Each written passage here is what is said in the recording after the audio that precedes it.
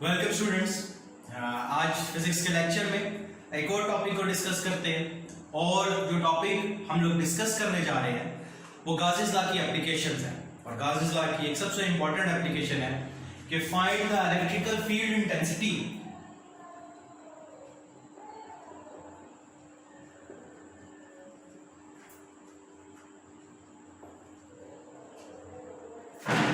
Due to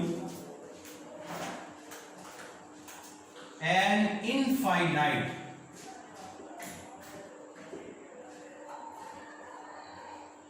sheet of charge। इसको रेस कर देते हैं।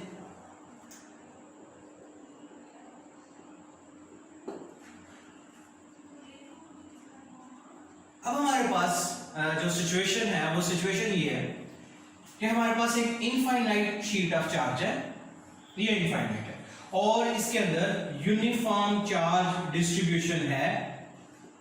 पॉजिटिव चार्ज यूनिफॉर्मली डिस्ट्रीब्यूटेड है ओवर द शीट और इसकी लेंथ कितनी है? Up to positive infinity and up to negative infinity, इसकी इनफाइनाइट लेंथ है। और हमसे क्या क्या कहा गया है? हमसे ये कहा गया है कि इस शीट के कुछ फासले पे यहां करके हम लोगों ने क्या चीज कैलकुलेट करनी है? इलेक्ट्रिकल इंटेंसिटी की वैल्यू को कैलकुलेट करना है। तो अब इसको करना कैसे है? आए लेक्चर की तरफ चलते हैं, इसको सॉल्व करने की तरफ चलते हैं कि हम इसको किस तरह से करेंगे। तो अब हम इसको सॉल्व किस तरह से करेंगे उसको देखते हैं। इसके कुछ रूल्स हैं, कुछ टेक्निक्स हैं, उनको हम लोग बार बार फॉलो करेंगे। सबसे पहले हम लोग इलेक्ट्रिकल फ्लक्स को कैलकुलेट करेंगे और इलेक्ट्रिकल फ्लक्स को कैलकुलेट करने के लिए हम लोग गाउस लॉ की हेल्प लेंगे। और गाउस लॉ हमें क्या बताता है? गाउस लॉ हमें ये बताता है कि जो टोटल फ्लक्स है किसी भी क्लोज सरफेस में या किसी भी सरफेस से वो किसके इक्वल होता है? Total charge enclosed in that surface divided by epsilon not. Q किसको रिप्रेजेंट करेगा? टोटल चार्ज को। और एप्सिलॉन नॉट किसको रिप्रेजेंट करेगा? Permittivity of the free space को।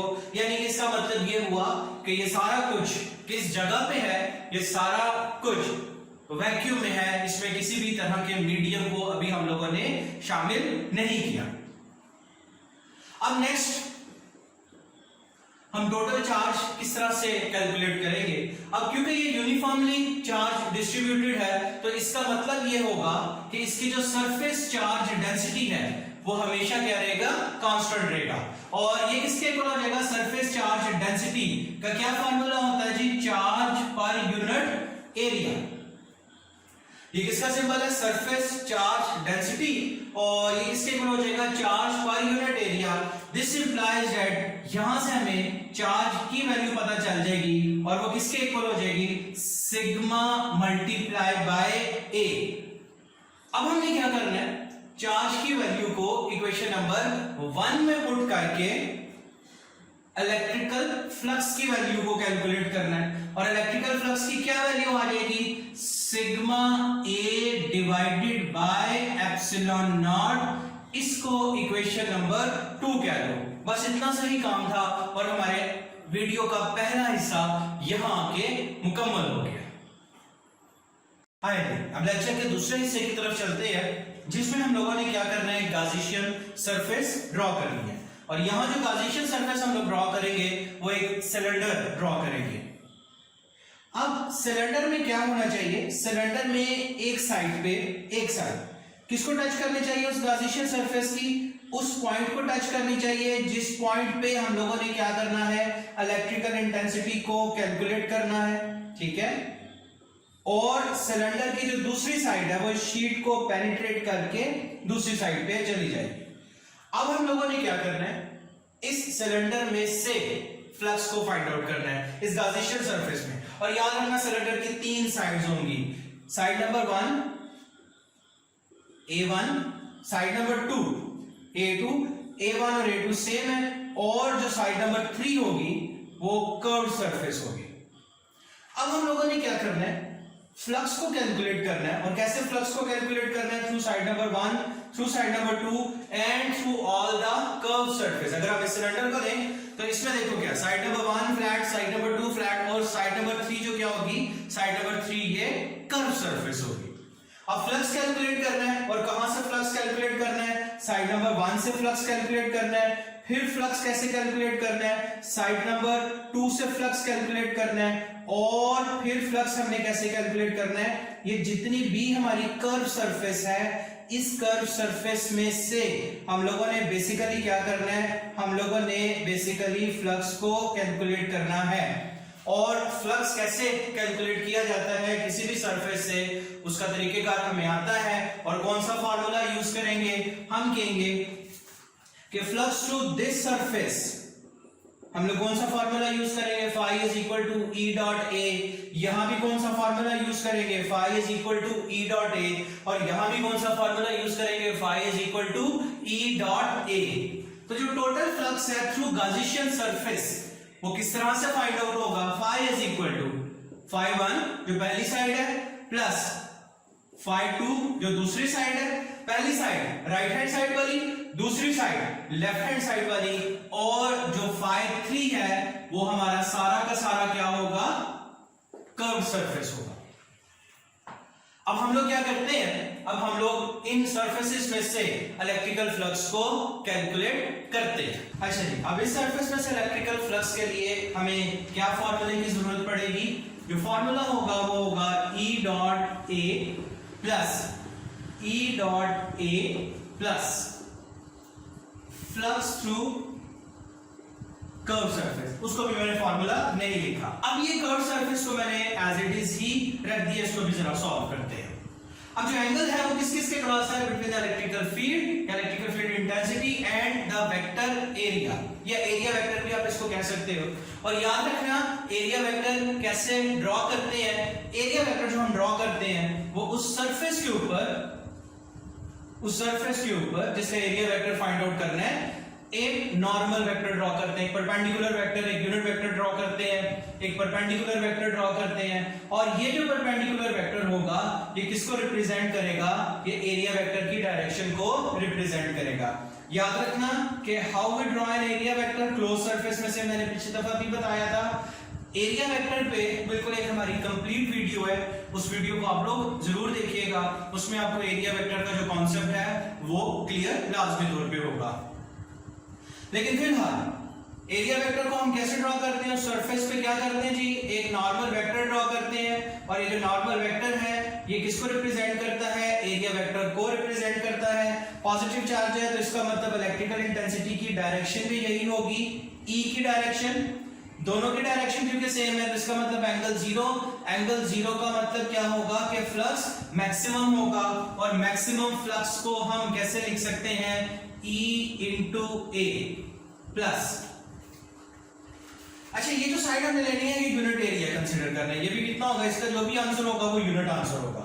अब ये हमारे पास दूसरी साइड है और मैंने क्या कहा था? मैंने आप लोगों को ये समझाया हुआ है पहले भी कि जो क्लोज सरफेस पे एरिया वेक्टर होता है वो हमेशा आउटवर्ड होता है, वो इनवर्ड नहीं होता। ओपन सरफेसेस पे एरिया वेक्टर अपवर्ड भी हो सकता है और डाउनवर्ड भी हो सकता है। और एरिया वेक्टर का जो कॉन्सेप्ट है वो याद रखना, उस वीडियो में भी देख लेना कि वो क्रॉस प्रोडक्ट के कॉन्सेप्ट से निकलता है। और याद रखना कि क्रॉस प्रोडक्ट की जो डायरेक्शन होती है वो हमेशा नॉर्मल टू द प्लेन होती है या परपेंडिकुलर टू द प्लेन होती है। तो यहां भी अगर हमने एरिया वेक्टर की डायरेक्शन फाइंड आउट करनी है तो इस सरफेस पे हम क्या करेंगे? एक नॉर्मल वेक्टर ड्रॉ करेंगे। और ये जो नॉर्मल वेक्टर होगा, इस नॉर्मल वेक्टर की जो लेंथ होगी वो एरिया ऑफ द सरफेस के इक्वल होगी, यानी कि एरिया ऑफ दिस सर्कल के इक्वल होगी। और उसकी जो डायरेक्शन होगी वो किसके इक्वल होगी? Normal to the surface. और इलेक्ट्रिकल इंटेंसिटी की डायरेक्शन किधर है? इलेक्ट्रिकल इंटेंसिटी की डायरेक्शन क्योंकि आउटवर्ड है, इसका मतलब यहां भी E और एरिया वेक्टर में कितना एंगल बन रहा है? 0 डिग्री। और यहां भी E और एरिया वेक्टर में कितना एंगल बन रहा है? 0 डिग्री। तो इसका मतलब फ्लक्स यहां भी मैक्सिमम और यहां भी मैक्सिमम। और मैक्सिमम फ्लक्स का फॉर्मूला क्या है जी? E into A। अब बात करते हैं कर्व सरफेस पे। अब कर्व सरफेस है, इसको स्मॉल पैचेस में डिवाइड कर लो। अब अगर हम सिर्फ इस सरफेस, इस कर्व सरफेस के सिर्फ इस पोर्शन को डिस्कस करें तो यहां एरिया वेक्टर ड्रॉ करेंगे तो एरिया वेक्टर आउटवर्ड बनेगा, इसको बेशक डेल्टा A1 कह दो। और इलेक्ट्रिकल इंटेंसिटी की डायरेक्शन किधर है, इलेक्ट्रिकल इंटेंसिटी की डायरेक्शन तो हॉरिजॉन्टल है, तो इसका मतलब क्या होगा, इसका मतलब ये होगा कि E और एरिया वेक्टर में कितना एंगल बन रहा है 90, तो इसका मतलब कर्व सरफेस में कि इस पोर्शन में कितना फ्लक्स होगा, जीरो फ्लक्स होगा, क्योंकि यहां से कोई इलेक्ट्रिकल लाइंस पास ऑन नहीं कर रही। इसी तरह से अगर मैं इस सरफेस की बात करूं तो यहां भी क्या होगा, वही कॉन्सेप्ट होगा। क्या वही कॉन्सेप्ट होगा कि जो एरिया वेक्टर है वो अपवर्ड बनेगा, इलेक्ट्रिकल इंटेंसिटी हॉरिजॉन्टल है, तो दोनों में कितना एंगल बनेगा 90। अगर मैं यहां भी एक छोटा सा पोर्शन ले लूं तो इसमें भी अगर मैं एरिया वेक्टर ड्रॉ करूं तो वो आउटवर्ड, क्योंकि एरिया वेक्टर क्या करना होता है, आपने इस पैच के परपेंडिकुलर एक वेक्टर ड्रॉ करना होता है जिसको आप वेक्टर एरिया या एरिया वेक्टर का नाम देते हो। तो देखो वेक्टर एरिया की डायरेक्शन डाउनवर्ड और इलेक्ट्रिकल इंटेंसिटी की डायरेक्शन या इलेक्ट्रिकल फील्ड लाइंस की डायरेक्शन हॉरिजॉन्टल, तो दोनों में फिर कितना एंगल बनता है 90। और फ्लक्स के और डॉट प्रोडक्ट में जब दो फिजिकल क्वांटिटीज के दरमियान एंगल कितना बनता है 90 का बनता है, तो फ्लक्स किसके इक्वल होता है, जीरो के इक्वल होता है। तो इन शॉर्ट इस पूरी कर्व सरफेस पे जब हम इलेक्ट्रिकल फ्लक्स को फाइंड आउट करेंगे तो उस इलेक्ट्रिकल फ्लक्स का जो आंसर होगा वो किसके इक्वल होगा, जीरो के इक्वल होगा। तो अब फ्लक्स थ्रू गॉसियन सरफेस किसके इक्वल हो जाएगा, 2EA के इक्वल हो जाएगा। बस हमारा आंसर आने वाला है, इसको आप इक्वेशन नंबर 3 का नाम दे दो। अब कंपेयर करो इक्वेशन नंबर 2 और इक्वेशन नंबर 3 को, लेफ्ट हैंड साइड सेम है तो राइट हैंड साइड भी सेम होगी, तो क्या लिखोगे 2EA is equal to sigma A over epsilon naught, दोनों यूनिट एरियाज कैंसिल और क्या रह जाएगा हमारे पास, E is equal to sigma over 2 epsilon naught, और अगर वेक्टर फॉर्म में लिखना हो तो sigma over 2 epsilon naught into R cap. तो यहां पे इसकी डेरिवेशन मुकम्मल होगी। जो हमसे कहा गया था कि इलेक्ट्रिकल इंटेंसिटी को फाइंड आउट करें, तो इलेक्ट्रिकल इंटेंसिटी का क्या फार्मूला आया, सिग्मा ओवर 2 एप्सिलॉन नॉट, यानी कि इलेक्ट्रिकल इंटेंसिटी इस पोजीशन पे किन फैक्टर्स पे डिपेंड करती है, सरफेस चार्ज डेंसिटी पे, और दूसरी किस चीज पे डिपेंड करती है, permittivity of the free space पे डिपेंड करती है। और अगर डायरेक्शन आपने बनानी है तो डायरेक्शन वो ये r यूनिट वेक्टर होगा, और r यूनिट वेक्टर की डायरेक्शन कौन सी होगी, from this sheet to that point जहां इलेक्ट्रिकल इंटेंसिटी को कैलकुलेट करना था। तो यहां आगे बच्चों ये लेक्चर आज का खत्म हुआ। नेक्स्ट लेक्चर के लिए आपसे इजाजत चाहेंगे। अपना बहुत सा ख्याल रखिएगा। इस वीडियो को शेयर कीजिए, लाइक कीजिए, कमेंट कीजिए, अपने दोस्तों तक पहुंचाइए। अल्लाह ताला मेरी और आप सब लोगों की हिफाजत फरमाए, आमीन। अल्लाह हाफिज।